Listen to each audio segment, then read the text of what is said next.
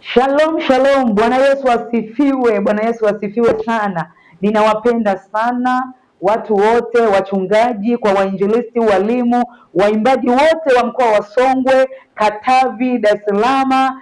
Najua umndani wapo watu wa kila aina. Kuna waimbaji ambao wako waimbaji wa Mbeya, kuna waimbaji wa Sumbawanga, kuna waimbaji wa mkoa wa Songwe, kuna waimbaji wa Dar es Salaam, kuna watumishi wa Mungu mbalimbali wako humu ndani, la sivyo. Lakini bado tuna watumishi wa Mungu ambao ni wafanyabiashara wakubwa wako humu ndani, ni watoe hofu. Ninapenda kuwakaribisha sana sana kwa moyo wa mkunjufu, kwa moyo wa shukrani, kukubali wito huu, kukubali kudhamini tamasha la Martha Mwaihojo. Mimi hapa ninayeongea hapa, ninasema asante sana, asante sana. Lengo la grupu hili ni kukumbushana siku ya uzinduzi. Siku ya uzinduzi wangu ni tarehe 6 mwezi wa 9. Asiwepo mtu wa kukosa. Eneo ni pale kisima cha uponyaji Sogea. Ninaamini kabisa ya kuwa ukiingia kisima cha uponyaji utakutana na uponyaji wa Mungu live.